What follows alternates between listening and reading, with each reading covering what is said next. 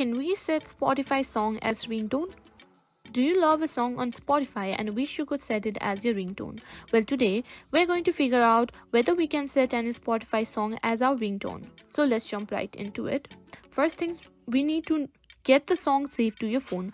Unfortunately, you can't directly use Spotify songs as ringtones due to restrictions, so you need to download the song to your phone first. Just open Spotify and find the song you want. If you're on a Spotify premium account, tap the download button next to the song or album to save it to your device. If you're not on premium, you won't be able to download songs for offline use. Simply, once you've downloaded the music, what you can do is go and open your settings app on your phone, and from there simply go to sounds and haptics. And after you've gone to sound and haptics, go to ringtone.